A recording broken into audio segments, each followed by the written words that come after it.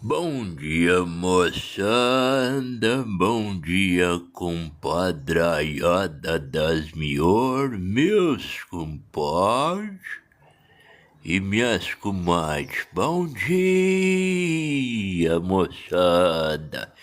Bom dia. Hoje é terça-feira. O dia amanheceu frio aqui pras bandas do Minas Gerais, aqui da banda de Capruziano com vocês, compadre Mandro Vachá. E a prosa mineira, a prosa do nosso interior caipira. Eu tava acordando hoje mais cedo, meus filhos, por volta das 4 num cadiquim. Nós já tinha levantado já, e eu proseando aqui com a mulher, nós falando aqui, né? Lá já vai chegando o final de ano. E o final de ano, vocês sabem muito bem. O final de ano é muito bem esperado por nós. Nós passamos o ano inteirinho, já mesmo com a orelha em pé e os zoinhos estatalados, esperando chegar o final de ano. Final de ano é muita festa, né? É a ocasião que as famílias reúnem pra modo às vezes estar festejando alguma coisa. Aí já vai chegando também o Natal, o Ano Novo também já vai butucando logo atrás. E quando nós já vai principiando o mês de novembro, já é a ocasião da gente estar fazendo os preparos, né? Os preparativos. Já tem um capadinho bom sendo lisado lá no chiqueiro, pra modo você jogar ele na lata, fazer uns torremos pra você ir comendo devagariquinho. Ter uma carne de lata ajeitada também, pra você comer e também servir pros companheirinhos. Então, final de ano é muito bom. Não. Bate uma saudade muito grande do tempo antigo, né? Eu a lembro muito bem, meus compadres, minhas comadres, lá na roça, quando ia chegando mesmo o mês de novembro, a gente vivia numa dificuldade muito grande. As coisas antigamente, meus filhos, vocês sabem muito bem, até melhor que a gente, as coisas antigamente não era fácil, né? As coisas eram difíceis. E nós morava na roça, num cantão, nem vizinho nós não tinha pro de perto. O primeiro confrontante que tinha, se nós gritasse, então subiasse lá de casa, eles não escutavam por causa de que ficava longe. E o Minas Gerais é igual, vocês mesmos sabem. Vocês saem do morro, vocês sobem um tupete do morro, daí a pouco já tem outro logo na frente. Então as casas às vezes não ficam muito pro de perto. Na roça principalmente, né? Então ali a gente viveu, cresceu, e a lembrança que a gente tem do final de ano é as mais melhores. Hoje, meus filhos, tá tudo muito fácil. Se você quer comer um requeijão hoje, Então, queijo, você vai lá no comércio, compra, né? Mas antigamente não. Não era tão fácil você comprar as coisas, né? Você tinha que juntar um dinheirinho, e juntar um dinheirinho antigamente era muito difícil. Se você plantasse inhame, aquilo não dava preço. Não tinha quem comprasse. A grande verdade é essa. Você podia plantar uma moita boa de inhame, mas na hora de você tentar vender, você não achava comprador fácil. Por causa de que, se você morasse pro de pé da cidade, aí às vezes você dava jeito daquilo sair pra frente e chegar lá na Ceasa, né? Onde é que as pessoas vendiam pra cidade grande. Mas nós lá na roça, pra modo de vender pra quem morava na rua, a cidadezinha, que na ocasião nem cidade era um distritozinho, os comérciozinhos eram muito fracos e, não. Hoje é que tem esse supermercado grande, esses mercadão, né? Toda cidade hoje tem comércio evoluído. É cheio de muita abastança, né? Mas antigamente não, os comércios era era chamado de venda, então quitanda, né? Tinha mesmo só aqueles recursinhos mesmo que às vezes era mais necessário ali para sua lida diária, né? Mas então, meus filhos, com isso, se você plantasse uma batata doce, você não tinha comércio pra ela. Por isso que muitas das pessoas às vezes falavam assim, nós até plantar que nós planta, mas nós planta para despesa. Então plantava para manter em casa com fartura, né? Para modo comer, isso aí sempre tinha. Uma manjuquinha, a manjuquinha plantada ali em redor de casa, mas não carecia plantar montoeira de trem, senão acabava perdendo lá na terra mesmo. Por causa de que não achava mesmo quem comprava.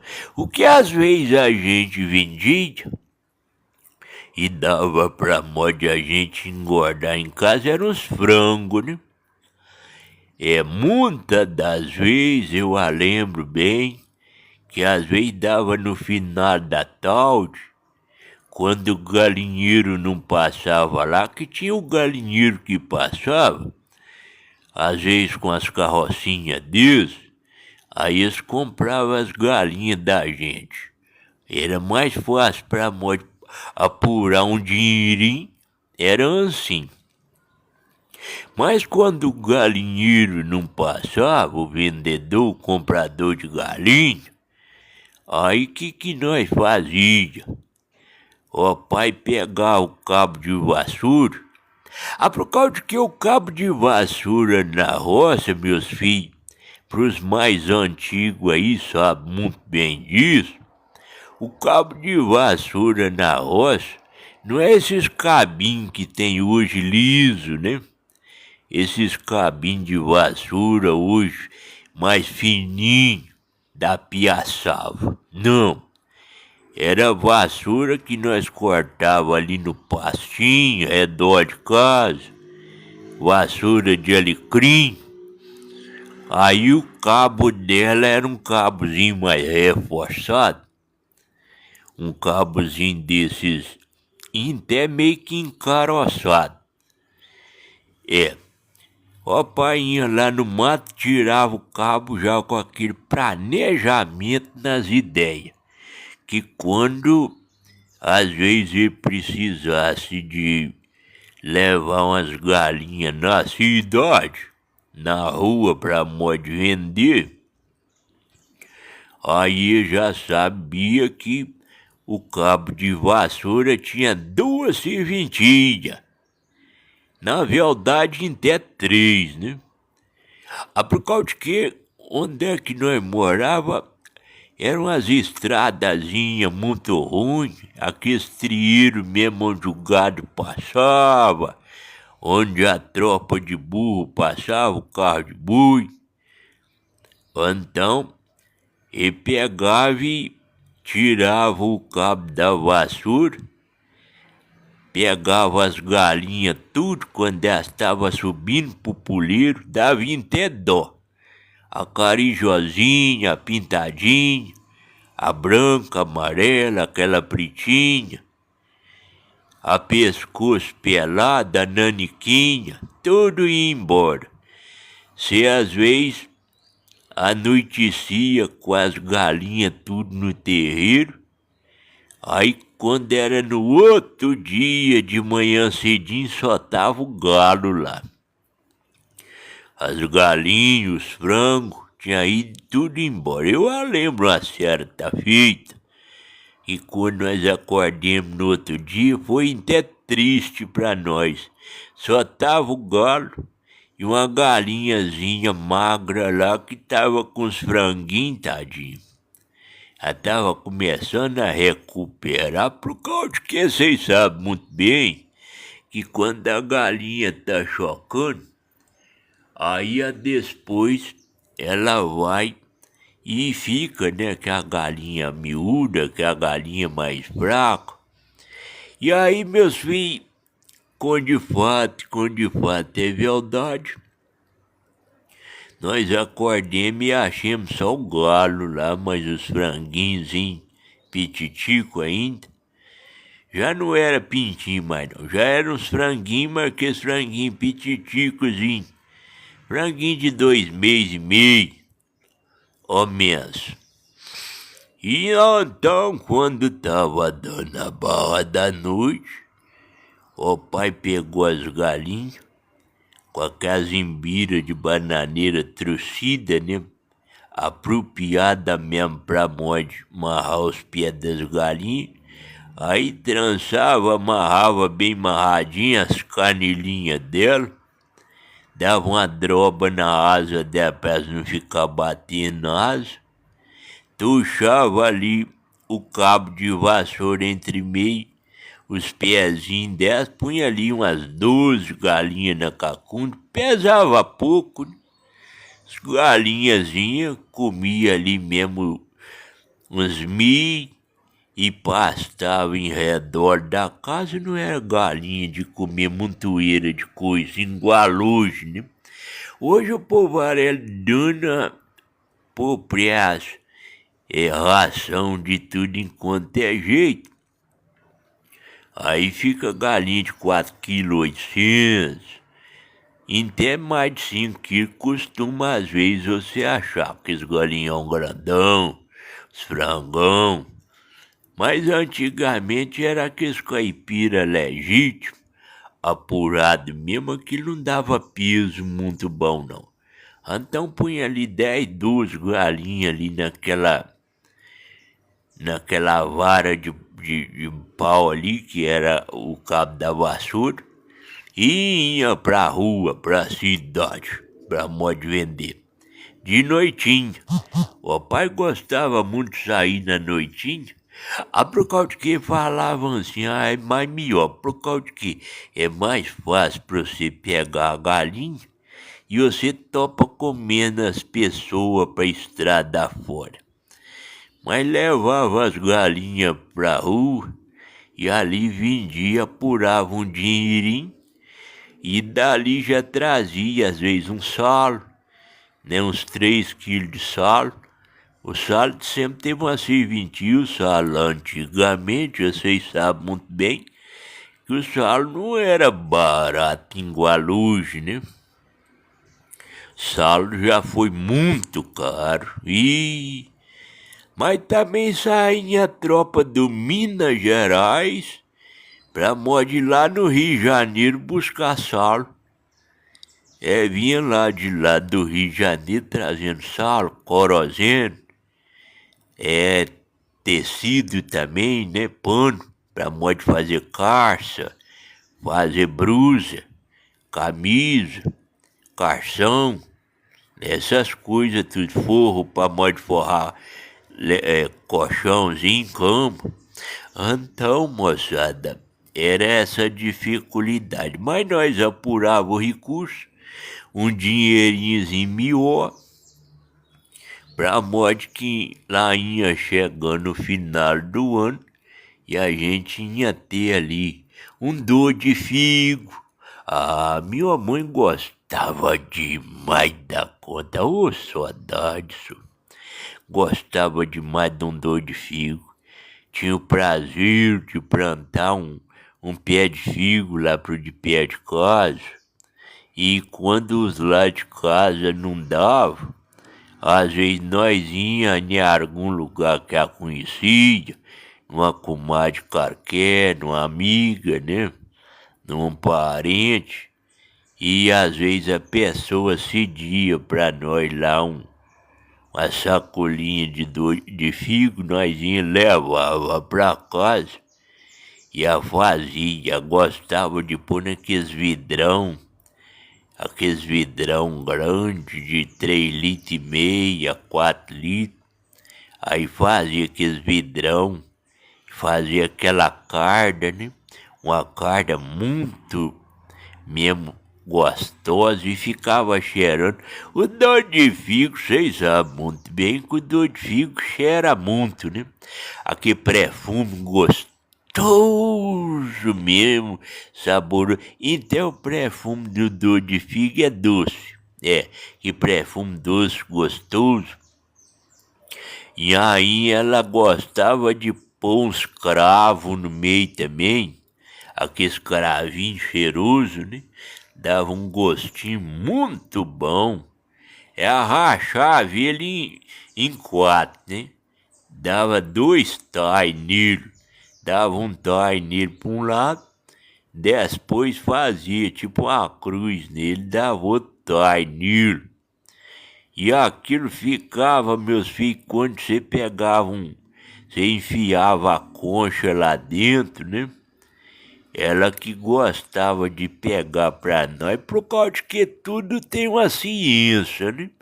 Então, pra você tirar um doce, às vezes, da conserva também, tem uma ciência. Então, ela mesmo tirava pra gente com a conchazinha no planejamento dela, e tirava aquele doce lá, punha pra nós numa xícarazinha, e ali com a coezinha, ela pegava uma cunha do queijo, daquele queijo que ela tinha comprado, ou então tinha feito lá em casa mesmo, aquele queijo gostoso.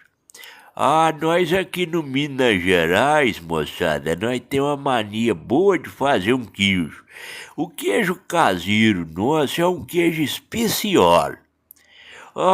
Quando vocês vierem aqui em casa, na Fazenda Boa Vista, nós vamos estar aqui fazendo um queijo para vocês. E vocês podem comer o queijo com dor de figo. A gente pode fazer uma goiabada. Final de ano, tudo tem isso aqui em casa. Uma goiabada. Uma goiabada, por exemplo. Uma goiabada bem feitinha mesmo. De um par de Arthur. Esse goiabadão grande. Aquilo ali fica especial de novo. Você chegar em casa, hora que eu já atravessa pra fora do Rio, eu do outro lado do Rio, aí eu tenho a mão e passo pra vocês aquele queijinho curadinho aqui na roça, feito com maior capricho, com maior tecnologia, melhor caseira, né? Tecnologia caseira. É artesanal. Não é esse prensado nas máquinas, não. Isso que é feito entre os dedos da mão. que é massagado, é mesmo nos dias da mão, com aquele capricho mesmo, com toda mesmo zelo, sem qualquer coisa que você possa às vezes não enjeitar. Então, moçada, vocês vindo pra cá, é bem provável que nós vai fazer tudo isso pra vocês estar com nós aqui, comendo com nós um queijinho dos melhor, um doido de figo, um doido de mamão. O doido de mamão, por exemplo, olha só pra vocês verem, pra vocês botar sentido. O doido de mamão, o mamão que é plantado aqui mesmo, que enquadra na roça, é um mamão especial. Aí você pode muito bem ter um mamãozinho, pro modo de você comer ele. Se do mamão cortadinho em pedaços, você pode ter também o doido de mamão para você comer na colher e o doido de mamão para você comer cristalizado. Então tudo isso é muito bom. Então vocês vindo para cá, tendo o queijinho aqui, igual nós sempre gostamos de conservar um queijinho aqui para modo de vocês estar policiando. Nós vamos ter um doido de figo, um doido de mamão e um queijinho dos bons também. Então, final de ano é tempo de fartura. Vocês imaginam bem, olha só pra vocês verem, eu nunca esqueço, né? O pão dourado, alguns chamam de rabanada, né? Tem outros nomes também. Mas o pão dourado, moçada, ai. O pão dourado para mim é o mais legítimo, leal, é o pão dourado. Gosto demais da conta de um pão dourado. E a minha mãe tinha uma mão muito boa pra mãe de fazer o tal do pão dourado. Eu não esqueço disso. E a gente tem guardado nas lembranças essas coisas que fez muito parte da vida da gente, né? Depois que ele estava pronto, o pão dourado é feito com ovos, né? Ovos da galinha caipira, batidinho, feito uma gemada, faz aquele meladozinho melhor de tudo. Depois que ele tá prontinho mesmo, que pão dormido, né? Feito com pão dormido.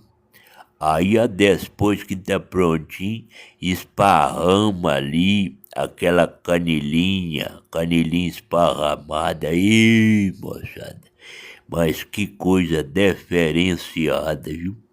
É uma tal de uma sobremesa das melhores,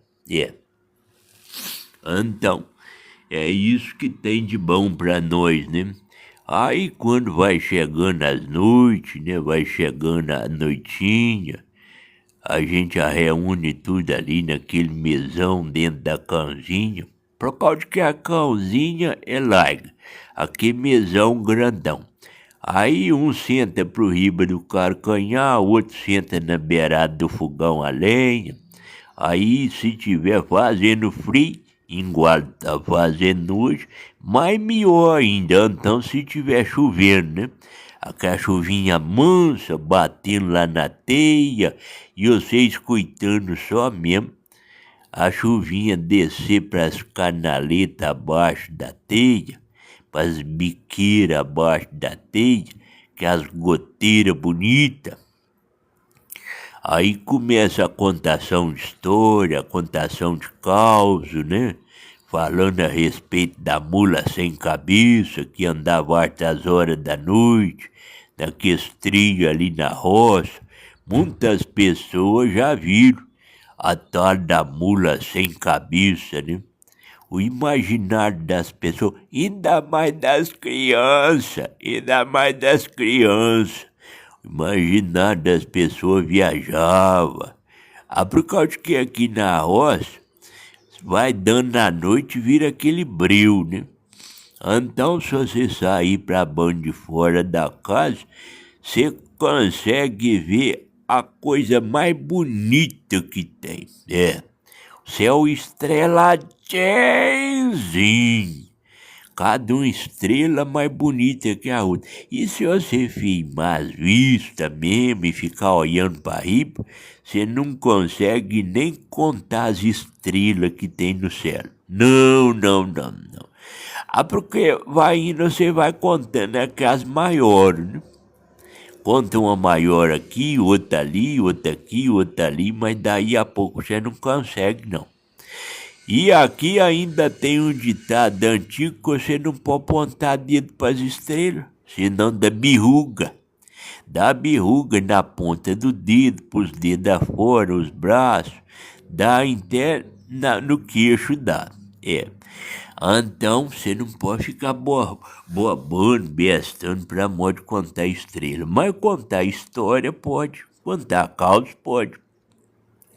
Então, as histórias antigas, né, que fala que a mula sem cabeça, a altas horas da noite era vista, né, com aquela tocha de fogo.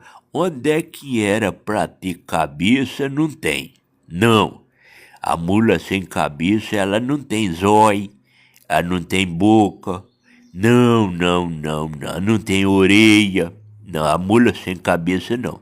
Ela só tem mesmo o corpo, as quatro patas, o rabo dela também tem. E tem o pescoço, né? Porque pescoção dela, isso aí tem. Mas a mula sem cabeça não tem essas coisas não. Ela tem uma tocha de fogo ali. E nessa tocha de fogo, meus filhos, aquilo ali anda mesmo como se fosse um fogão a lenha, cheio de labareda mesmo, e aquilo ali batendo para tudo quanto é lado, onde ela passa. E é interessante, muita gente sempre achou muito interessante, que a mula sem cabeça andava nos trilhos, onde os tropeiros passavam, na porteira, quando ela chegava na porteira, sabe lá como que acontecia, mas ela chegava na porteira, aquele negócio, a porteira fechada, rodeava a porteira para um lado, rodeava a porteira para o lado e para o outro, aquele trem, daí a pouquinho a mula sem cabeça abria a porteira. Ela não tinha queixo, né?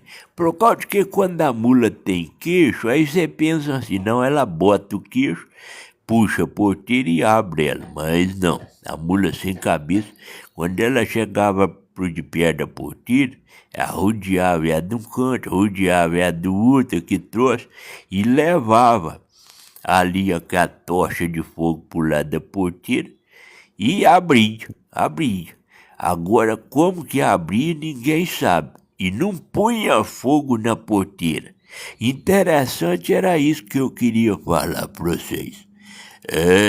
A mula sem cabeça andava para as pastagens afora, podia estar pastagem seca do jeito que fosse. Podia ter colonhão harto, capim gordura também harto, braquiara seca e harta, moita de bambu, moita de cana, né, canavial. Podia ser o que fosse, moita de bananeira, né. A tal da mula sem cabeça andava ali e você não vai ver relato nenhum que a mula sem cabeça pôs fogo mesmo na pastagem. Você não vai achar uma pastagem seca, em qualquer mês, pode ser no mês de agosto. Mês de agosto é o mês que dá muita queimada, né? Agosto, setembro, sempre foi conhecido como o mês que dá muita queimada. E você não vai ver, não. Você não vai ver nenhuma pastagem queimada pelo fogo da mula sem cabeça. Aquilo ali era mesmo para fazer assombração nas pessoas. Nas crianças principalmente. Criança tem muito medo de assombração, né? Só vocês vendo, às vezes nem dorme direito. Se pôr as coisas nas ideias, nem dorme direito. Mas outra coisa interessante, que diz que a mula sem cabeça caçava ferradura de prata. Eles falavam isso, que era ferradura de prata. E onde é que a mula sem cabeça passava, tinha duas coisas que você via de longe. E você identificava que era a mula sem cabeça. Ela andava trotando. Ela nunca andou com pisadinho normal. Só trotando. Tufu, tufu, tufu, tufu, tufu, tufu. Trotando. Então, eu sei de longe, de noite, que a mula sem cabeça também era vista só de noite. E eu nunca vi falar que ela aparecesse de dia. Não, só de noite. Por causa de que de noite, na escurideza da roça, do mato, dos grotão, dos buqueirão, é que você via com mais mesmo firmeza, era assim. Então, a tal da mula sem cabeça tinha duas coisas que você via nela mesmo direitinho. Era quando ela estava nos trotes, batendo os pés no chão, saía faísca de fogo. Era a mesma coisa dela estar mesmo ferrada, né? Com ferradura, pisando asfalto. Por causa que eu não sei se vocês já viram, de noite às vezes você vai ver melhor. Quando às vezes o animal está andando no asfalto, pregado os pés da mão, calçado direitinho, aí às vezes você vê fagulha de fogo.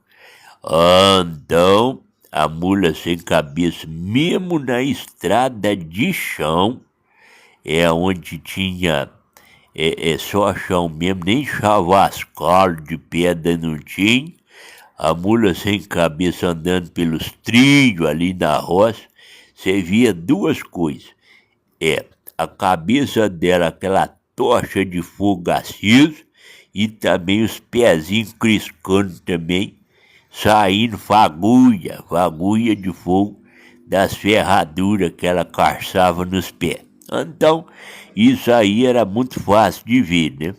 Certa feita tinha um corajoso aqui para nossas bandas, Tunico Filho de Zé Lourenço. Tunico Filho de Zé Lourenço resolveu o desgramento a querer laçar a tal da mula sem cabeça, mas que desordem, gente, que desordem. Era muito corajoso, andava armado, sempre com a relepa na cabeça da sela do animal. Tinha uma mula muito boa, chamada Sofoco que chamava a mula. A mula esprivitada com muito expediente, daquela mula mesmo, danisca mesmo, e acaba que esse caboclinho, rapaz, ele cresceu mesmo para riba da mula sem cabeça. Ele era muito bom laçador, e tinha um laço trançado que dava cerca de 20 metros de comprimento, laço muito bom, podia amarrar nele o que fosse.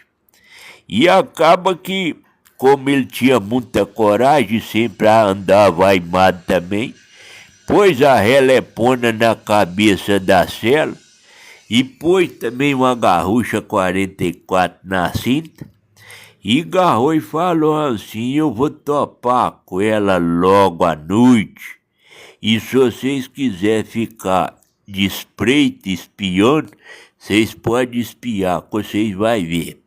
E ela tinha o costume de sempre passar no mesmo lugar e na mesma hora. Aí que fez? E pegou essa mula dele, a Sofoco, e desceu pro rumo da porteira e ficou lá amoitado. Amarrou essa porteira com cipó para ver se a mula não abria, a tal da mula sem cabeça. Aí ele amarrou, chegou primeiro com a mula sem cabeça, amarrou a porteira com cipó bem amarradinha, deu umas 6 voltas no cipó, cipó São João, esse cipózinho bom que dá no mata fora. Aí amarrou aquilo bem amarradinho, deu no óleo e ficou ali por detrás de uma moita de colonhão que tinha ali esperando, por de pé do morão da porteira esperando. Amarrou a mula dele um pouquinho mais longe, por causa que mula com mula, quando às vezes vê, um identifica com a outra, né? É. Aí ele pegou o laço e ficou lá na porteira esperando. Ô, moçada, e foi esperando, deu 10 horas, nada da mula chegar, a mula sem cabeça. Deu 11 horas, nada, fartando uns trocinhos à toa pra batucar lá na meia-noite. Lá vem ela. Quando ele viu ela vindo lá embaixo, ele arrepiou o cabelo da cabeça, o chapéu dele quase caiu no chão. Ficou oriçadinho mesmo. E vendo ela que tava vindo lá. Preparou a relepa e a 44 também, aquele negócio pro de perto dele ali, e o laço na mão. O plano dele era que se ela passasse mesmo a porteira pra diante, assim que ele passasse, que a mula passasse, ele jogava nela o laço. A mula foi vindo, e noiando. Quanto mais a mulinha chegando pro de perto, e mais arrepiava o cabelo da cacunda. Aí, meus filhos, eu já tava quase igual um Luizinho Cacheiro, esperando a tal da mula sem cabeça chegar. E ela vindo no trote, quando ele viu que ela chegou no derradeiro tupete, pra modo de chegar onde é que tava essa porteira, ele ouriçou tudo, meus filhos, e ficou mesmo sem prumo. E aquele negócio foi batendo na geriza dele, a massa que estava no intestino dele, a massa que estava até presa, que ele não ia atrás da moita da bananeira amarrar gato, já tinha uns 8 dias, que ele desfez tudo e raliou. Quando ele pensou que não, ele já tinha sujado a roupinha dele tudo. A 44 ele tentou levantar ela, os braços estavam bambos, e os braços dele não deu conta de levantar a relepa. A 44 também, o dedo dele bambiou, tremia demais da conta. E quando ele viu que ela chegou pro de perto dele, que estava só uns 8 metros de distância dele, ela começou a trotar em redor da porteira, e ela percebeu que alguém tinha amarrado o nó da porteira. Quando ela foi chegando perto desse nó da porteira, arrodeou, dando aqueles trotinhos pra frente, dando aqueles trotinhos pro lado, dando os trotinhos pra frente e rodeando a porteira. E ela foi passando a espécie de um queixo, mas não era queixo, não. E ele viu aqueles nós tudo desfazendo de onde é que ele tinha amarrado aquele troço, e ele viu a desfazendo. Quando é pouco, ele não viu mais nada, não. E caiu para trás desmaiado pro morto. E foi acordar no outro dia com a relepa do lado dele e a 44 também pro de perto dele. Aí viu que a roupinha com a carça dele tava tudo suja e ficou meio desastrado com aquilo. O dia amanhecendo, já o sol começando a levantar, e ele ficou meio desajeitado, que tava com medo das pessoas verem com a roupinha suja, né? Aí ele olhou na porteira, o cipó que estava amarrando a tal da porteira não tinha arrebentado. Ela tinha sortado aquele nó, sabe lá como que era um nó, desses nó que tropeiro dá, nó muito bem feito, né? E o cipó lá solto, desenrolado, não estava arrebentado, o cipó não estava queimado. E onde é que a mula teve lá mesmo trotando para frente, para trás e de lado, tinha as marcas das ferraduras dela direitinho. Então ela teve lá mesmo. E ele não viu nada. A mula dele que tinha deixado ela amarrada pro de perto lá. Quando ele foi pegar a mula não estava lá mais, ele teve que ir embora a pé. E para ele não ir mesmo no trilheiro, para modo não topar com ninguém, ele passou a andar do lado da estrada mesmo, no meio do mato, passando longe. Por causa de que ele estava muito avexado, pegou a relé dele a 44, foi parar lá na casa dele andando por pasta fora, no meio do mato, pra não encontrar com ninguém. Desde esse dia passou a acreditar que o trem é de fato, quando de fato é verdade, é um trem doido demais da conta e dá nisso. E ele passou a acreditar mesmo que existia mula sem cabeça. Eu, cara, não acredito não, nem vendo eu acredito. Moçada, bom dia pra vocês, uma boa terça-feira pra vocês, abençoado, que vocês possam ter saúde, né? E que não falte o pão na mesa de vocês, o arroz, o feijão, um pedacinho de salgadinho bom pra morte vocês comer, né? Uma verdura boa também, né? Um tomate, um alface, uma couve folgadinho, um torresmo, uns 3 a 4 ovos caipira instalado pra morte vocês comer na hora do almoço também, que é bom. Aqui em casa nós sempre conservamos ovos da galinha caipira, pra gente sempre ter aqui em casa, é bom também, né? Pra gente comer e também pra gente servir pra visita, quando a visita chega aqui em casa. Então, uma boa terça-feira pra vocês, a nossa live é 21h30, aqui mesmo no TikTok. Quando vocês puderem acompanhar nós, 21h30, percura aí, Mandruvachá. É contos, causos e a nossa prosa mineira, a prosa do nosso interior caipira. Seja todo mundo muito bem-vindo na nossa live, vai ser um prazer escutar também a prosa suas aí, que com certeza é muito melhor que a nossa. Um abraço, moçada, daqui do compadre Mandruvachá, das bandas do Minas Gerais, inteira.